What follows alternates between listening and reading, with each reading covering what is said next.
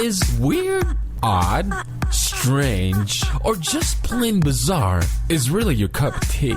Then the Golden State Media Concepts Weird News Podcast will give you that fix. Can't believe it? Well, listen for yourself as we deliver the strangest news you definitely won't find on CNN or Fox. It's the Golden State Media Concepts Weird News Podcast.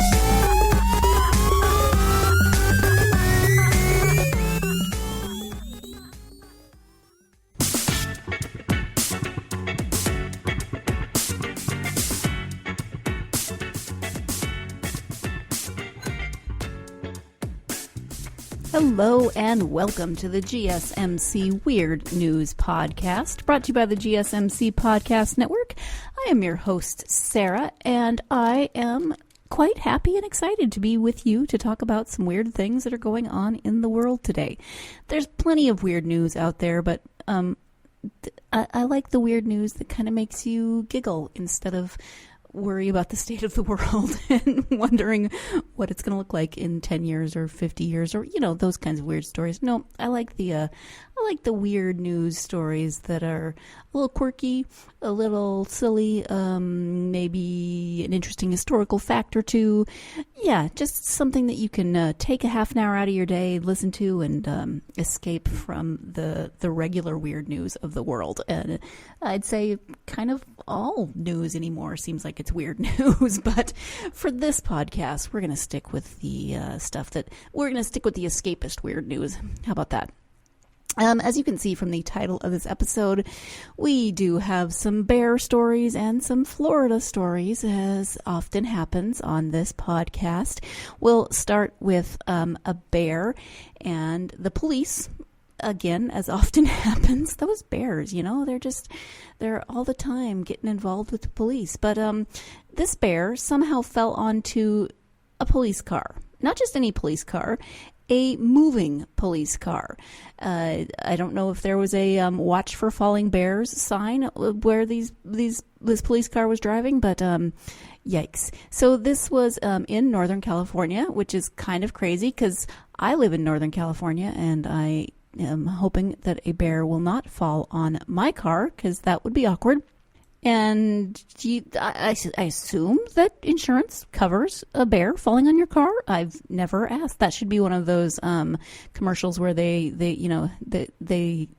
know a thing or two. They've seen a thing or two, whatever that is. Anyway, hopefully you know what I'm talking about. We know a thing or two because we've seen a thing or two. Well, clearly I know the commercials, but the tagline hasn't stuck with me. Let's get back to the bear. So a bear fell onto a police car, which caused a crash and a fire that destroyed the vehicle along with a half an acre of vegetation in Northern California. Thankfully, the driver wasn't injured and the bear fled the scene. Oh my goodness. So this happened in Humboldt County in Northern California. It was a sheriff's car and it had its lights and sirens on at 11 p.m. on August 3rd while it responded to an overdose call. On its way, though, a bear fell from an embankment and onto the hood per KRCR, the ABC station in Redding. That is really Northern California. Caltrans, the state highway department, said via Facebook that the patrol car struck an embankment, rolled over, and caught fire. You know how that always happens in movies? No matter how minor the crash is, it always catches fire and or blows up. This time it actually happened.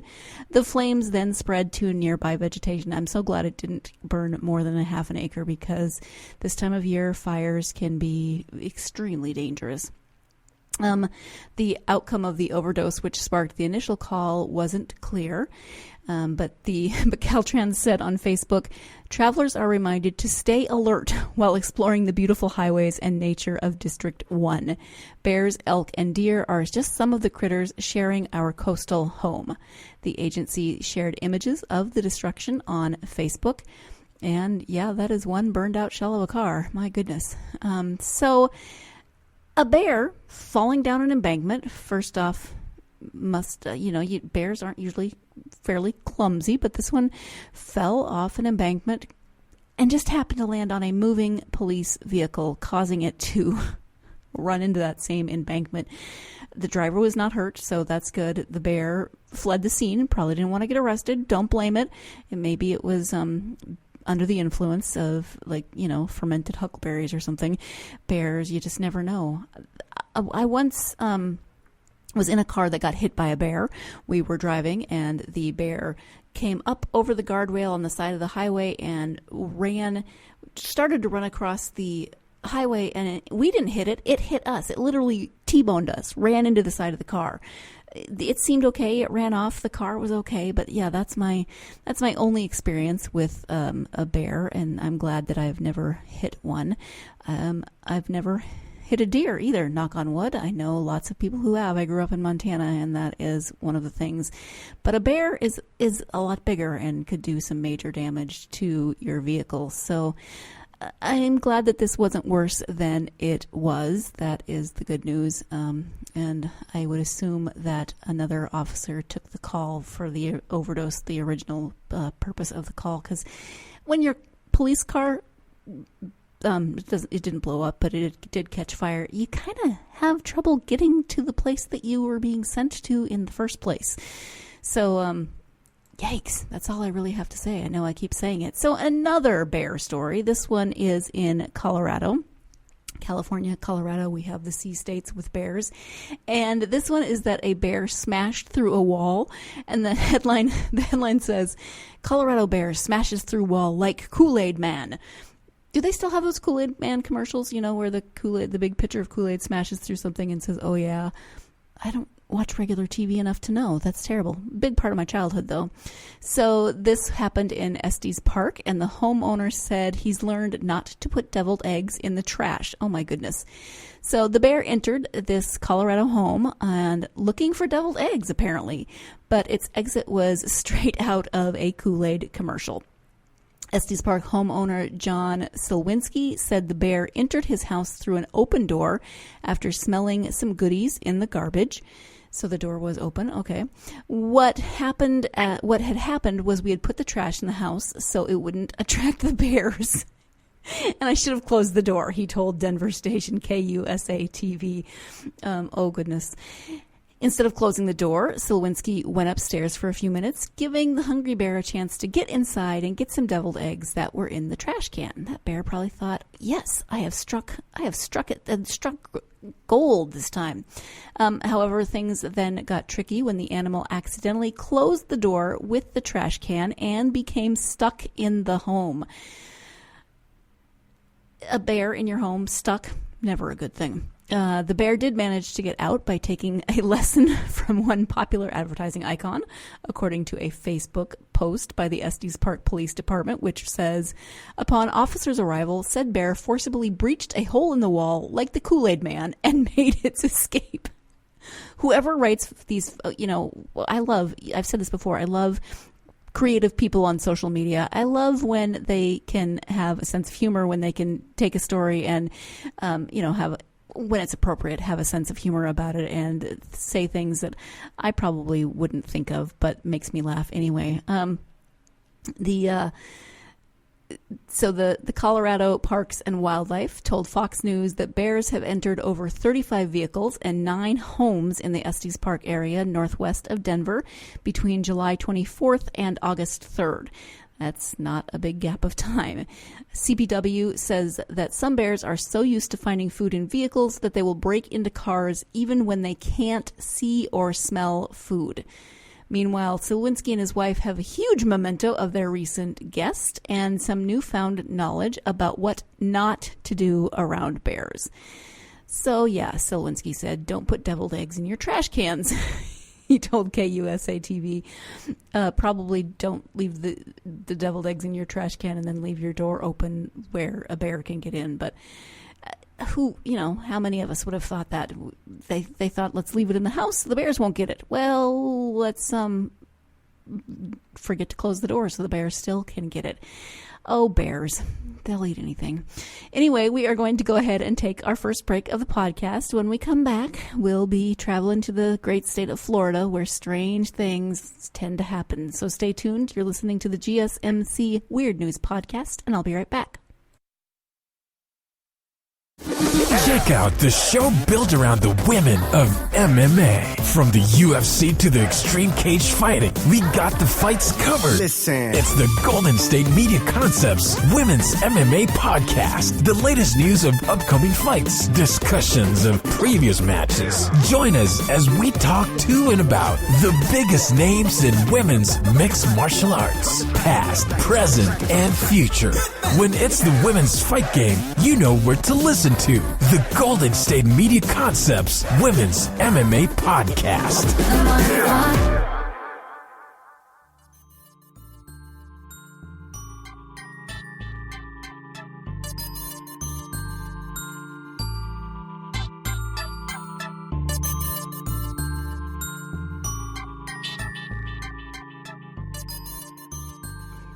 Welcome back to the GSMC Weird News Podcast. Before the break, we were talking about bears, first in California, then in Colorado. And as I said, now we're going to move from the West Coast to the East Coast. We're gonna head to Florida. And as you know, Florida Man it's not for the same person, but Florida Man kind of is an iconic figure, has a large place in this podcast. This time, a Florida man. There should be a sitcom about Florida Man. Somebody's got to be on that. I mean, there are Florida Man memes, so it's not like people don't know that this is the thing. There really should be some kind of a show about Florida Man. Anyway, this Florida man took a golf cart on a ride through Walmart. You know, like you do. Maybe there weren't any carts. I don't know. But police said the suspect wanted to speak to a manager. Okay. This was in Gibsonton, Florida, and authorities say a 56-year-old Florida man took his golf cart on a wild ride through a Walmart store, terrorizing shoppers and ignoring deputies' orders to stop before crashing into a cash register. And I am looking at the video right now. He really did just drive that golf cart right through the doors, and it fit. I'd never thought about it before. I honestly never looked at the doors in Walmart or really anywhere else and thought, I wonder if I could drive a golf cart through these. Maybe other people have those thoughts, but I personally have never had them. So, yep, drove through, terrorized shoppers, crashed into a cash register. Hillsborough County Sheriff's investigators say they were summoned to the store near Tampa on Thursday, where they found Michael Dale Hudson blocking the liquor store entrance with his golf cart. The Tampa Bay Times reports he was demanding to speak to a manager. As deputies spoke to Hudson, they say he suddenly dove toward the store's main entrance. Customers jumped out of the way as he barreled through the door. He raced toward the checkout area, hitting several customers. My goodness, not dove. Which I was thinking he dove. What happened to the golf cart? No, he drove. He was jailed on multiple charges, including aggravated battery. A lawyer wasn't listed on jail records. I can't believe he hit customers. That's terrible. I wonder if he was drinking. It does not say as to, so he was arrested, but the article is sadly lacking in its detail of what happened with this man, because he drove a golf cart into Walmart. He wanted to speak to a manager. He hit people with his golf cart. I would like to see a follow-up on this. If you know what happened with this story, maybe you were in Walmart when it happened. Please tell me exactly what the heck happened with this Florida man. Speaking of Florida, this time it is not a Florida man nor a Florida woman, but a Florida septic tank. Septic tanks. Oh, such an adventure in... there's always problems with septic tanks. Anyway, this story is that a Florida toilet exploded after lightning struck a septic tank. Oh, I hope no one was in the bathroom at the time. So this happened in Port Charlotte, Florida, and a Florida woman says lightning destroyed her septic tank and caused a toilet in her house to explode. Mary Lou Ward tells television station WINK News that the sole toilet in her Port Charlotte home was shattered into hundreds of pieces on Sunday. Ward says that the explosion was the loudest sound she's ever heard, and that she also smelled smoke. She says a plumber told her lightning hit the methane gas that had built up in the pipes from feces. Ward says she'll have to get the toilet and septic tank repaired, but she's thankful that no one was injured. So, yes, that is good. Maybe this is common. I have never heard of this particular thing happening, but methane, as we know, is flammable. It's wow. Yeah, there's a picture of the toilet. It is in many, many pieces. I mean, really, you're just sitting there one day, there's a storm going on outside.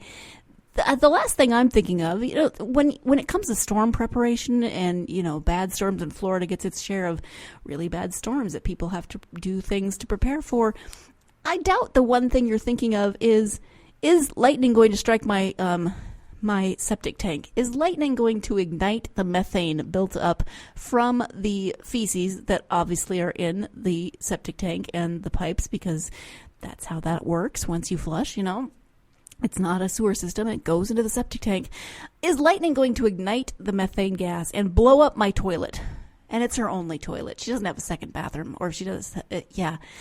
So that sucks. I mean, come on. I thought, if you think you're having a bad day, just be glad that lightning did not blow up your toilet. And the toilet blew up, but I'm wondering what is the condition of the pipes and the septic tank itself, because it is full of some unpleasant, and that's putting it mildly, unpleasant contents that, see, now I'm just picturing the explosion. I know that it said it was the toilet that blew up, but now I'm picturing the septic tank blowing up and all the stuff that is just like flying everywhere. When I was young, my cousin used to walk around in their pasture, and he would pick up dried cow patties, and he would throw them up in the air and then kick them, so that only the dried ones, but still, when he'd kick them, they would shatter and fly everywhere, and that was disgusting enough. This is that times about 1 billion, because it wouldn't be dried, and it would, I know it was the toilet, but still, I cannot get my brain to stop thinking about the septic tank blowing up. I may need to go eat. I was going to say chocolate. No, see, now I'm grossing myself out. I may need to just go curl up in the fetal position and maybe build a fort under my desk and curl up in the fetal position for a while. Yuck. You know what? I need to move on. I need to move on away from Florida, away from bears, away from exploding toilets. And let's look at a bird who is a legend among birds, a seagull who is a legend now among birds. Why? Because it ate an entire apple pie. And when it says apple pie, we're not talking like a round apple pie. No, this looks like a rectangular apple pie in the video. At any rate, that takes some effort still. Viral footage shows the bird on the hood of a car as its fellow birds battle for scraps. Then someone throws a small apple pie similar to the kind sold in convenience stores and at McDonald's. So we're not talking like, an apple pie that you'd have at Thanksgiving. Unless that's the kind that you have at Thanksgiving. I'm not here to judge. But rather than share, the seagull swallows the entire pie. It is really impressive, actually, because, it's rectangular, and the way it just goes into his mouth and he just swallows it whole. I don't know if it's a he, but it's not known where or when the footage was shot. But that is one impressive bird. I know seagulls will eat just about anything, but this is one lucky bird. I wonder how full it was after eating that much, and how much of a sugar high it had. Do birds get sugar highs? That seems like a lot of sugar in a compact little form for a bird. Sugar and carbs. I don't know, bird. It's all going to go straight to your hips. Anyway, let's go ahead and take our second break of the podcast. I'm still recovering from the septic tank, although the bird and the pie did help. When we come back, we will be wrapping up this episode of the Weird News Podcast with some more, strangely enough, weird news stories. So stay tuned. You're listening to the GSMC Weird News Podcast, and I'll be right back. This is your ultimate stop for everything sports. The Golden State Media Concepts Sports Podcast. Should I say more? From the NFL, MLB, the NBA to MMA, it's all in here. The Golden State Media Concepts Sports Podcast. Listen now.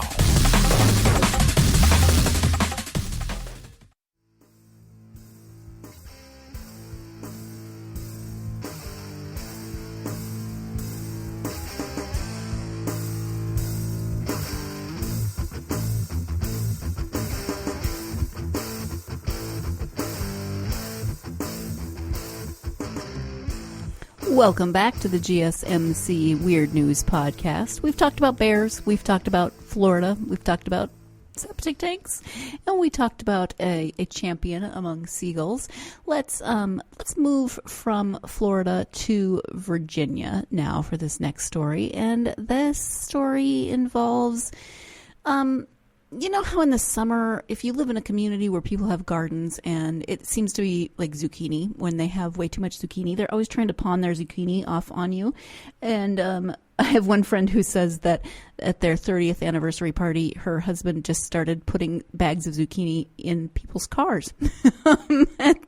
So they got, people got a parting gift with a bag of zucchini. But this is a little different in that there is a person who is leaving TVs on people's porches in a Virginia town. And he's not only leaving TVs, he's dressing like a TV. He's wearing a TV. So this is in Henrico County, Virginia, and many residents have been visited by a strange person wearing a television set on their head who has been leaving vintage TVs on their porches for a while now. At least 60 people have been subjected to the bizarre antics. Why does this person have 60 TVs? But which witnesses say are being done by a guy dressed in a jumpsuit with a TV for a head. It's the weirdest thing. He squats down, puts the TV there, and walks off. It's really weird. This is a quote from resident Adrian Garner, who told Richmond station WWBT, "My first reaction was, did we order this? Not in an Amazon box. It was just kind of strange." Jim Brooksbank, who found an old tube-style 13-inch TV on his porch, finds the prank sort of funny, but can't figure out the purpose. He says, "I can't think of any technology or political point that would be valid here. It's just a senseless prank." Lieutenant Matt Pex of the Henrico Police Department said more than one person is doing the TV porch dumps. He said officers picked up most of the TVs already so that citizens wouldn't have to waste time or money dropping off the orphan TVs at the dump. Although no crime has been committed, police are urging anyone who spots suspicious activity to call the Henrico County Police. And this apparently is not the first time this has happened. This is the second time that Henrico has been tormented with TVs.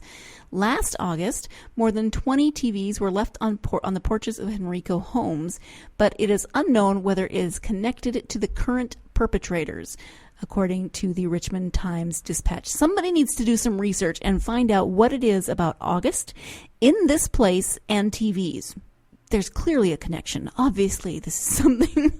Maybe this is the second annual leaving of the TVs. Maybe it's going to be a thing. Maybe every August, people will. It's not quite as exciting as like the Easter Bunny or Santa Claus, but TV Man. Maybe he's trying. He or she or they are trying to start a thing. Maybe they are just trying to create a new.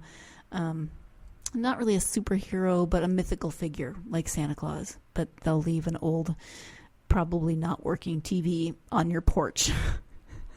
Who comes up with this stuff and who carries it out and why? Really, why is the question. Somebody definitely needs to get to the bottom of this so that we can learn what in the heck is going on in Virginia. But speaking of police and strange things, police caught a parked motorist playing Pokemon Go on 8 different phones. I didn't actually know that Pokemon Go was still really a thing. I guess it's still around, but it kind of surged there for a while and then died off a little bit. But this now is in Washington State, and the driver was pulled off on a road's shoulder, which is a spot. He was in a spot that was only supposed to be used for emergencies, which is probably why the police checked in. Texting while driving, of course, is not something that you're supposed to do, but playing Pokemon Go when pulled off just by the side of the road isn't a great idea either, especially when your attention is occupied by 8 different phones at once. Hey, I commend this person for their diligence. I mean, 8 phones. It's not hard to. It's not an easy thing to keep track of 8 phones. Sergeant Kyle Smith of the Washington State Patrol spotted the unidentified Pokemon Go player doing just this in a car parked on the shoulder of a road near the Seattle-Tacoma International Airport, according to the Smoking Gun. No citation was issued since Smith did not see the man driving while occupied with the game, but because parking on the road shoulder is only acceptable in emergencies, the officer did ask the driver to put the phones in the back seat and get on with his trip, according to Seattle station KIRO. Rick Johnson, a public information officer for the State Patrol, decided to turn a photo Smith took of the incident into a teachable moment. And this is on Twitter. Trooper Rick Johnson writes, hashtag Pokemon distraction. Sergeant Kyle Smith contacted a vehicle on the shoulder yesterday evening. This is what was next to the driver, playing hashtag Pokemon Go with 8, in parentheses the number 8, phones. Driver agreed to put phones in back seat and continued his commute with 8 less distractions. And yep, there they are, 8 phones sitting there, just, ready for Pokemon Go. Some Twitter users felt that there was a need for a tougher reaction to the potentially reckless behavior. One Twitter user says, I would have Pikacha'd his posterior, that's not what it said, out, asterisk, or, @ $, just in case you hadn't figured that out. But another Twitter user said, I would have made the guy stand on an overpass wearing a dunce cap with a sign that reads, I drove while playing Pokemon Go on 8 devices. That seems a little harsh. Besides, if you're standing on an overpass, there's absolutely no way you're going to be able to read a sign that says that much on it. You got to have short, succinct signs. But, I drove while playing Pokemon Go on 8 devices. Not going to be able to be read that easily by most people. And if you're trying to read that much while driving, if you're the passenger at school, but if you try to read that much while driving, then you're just going to have the same issue of being distracted while driving, and that is not a good thing. So I guess Pokemon Go is still a thing. It's certainly still a thing for this guy since he has 8 phones, 8 devices, whatever he had that he was playing on. That's a lot to keep track of. I don't even want to carry 8 devices around with me, let alone keeping track of anything on all of those 8 devices. But if it weren't for people like this, then we wouldn't have weird news. Speaking of weird news, and this is an actual arrest. So an accused car thief was also carrying some interesting items with him. Authorities said Stephen Jennings had a gun in the console and an open bottle of Kentucky Deluxe whiskey. That's not the weirdest part. This happened in Guthrie, Oklahoma. And police in Oklahoma say they found a rattlesnake, a canister of radioactive powdered uranium, and an open bottle of Kentucky Deluxe whiskey during a traffic stop of a vehicle that had been reported stolen. The traffic stop happened June 26th in Guthrie, about 30 miles north of Oklahoma City.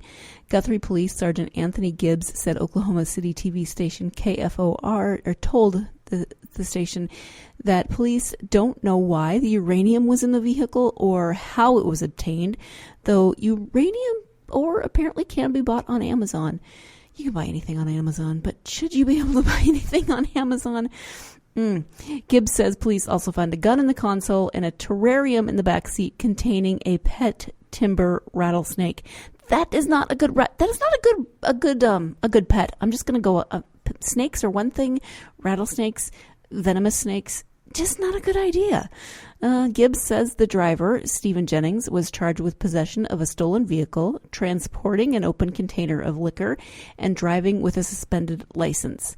He remains jailed in Logan County, at least at the time that this article was written, which was in July. Yeah, it's an older article, but okay, they stopped him because it was a stolen vehicle, so it wasn't like it was a routine traffic stop. But any one of those things, the open liquor, yeah, that's probably seen more often than you would think. But the rattlesnake, wow. Powdered uranium?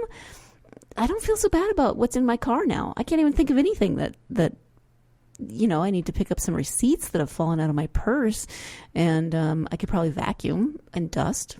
That's always a good one, but I have never transported a rattlesnake. Nope, don't want to. Not going to do it. And uranium, I guess you can buy it on Amazon. Otherwise, I'd say I have no idea how to get powdered uranium, but I'm not going to order it from Amazon, and I'm going to say neither should you. I don't have a good reason for that, except that you just unless you're working in a lab somewhere and you have a really good reason. And if you're working in a lab somewhere, then chances are good you don't have to order. Maybe they'd still order it from Amazon. I really don't know. It's definitely time to wrap this episode up. My brain is just going in all kinds of places. Uranium, rattlesnakes, septic tanks. It is time for this podcast to just move on. And thanks for joining me. Tune in next time and we'll find out what else is going to blow my mind. And in the meantime, stay weird.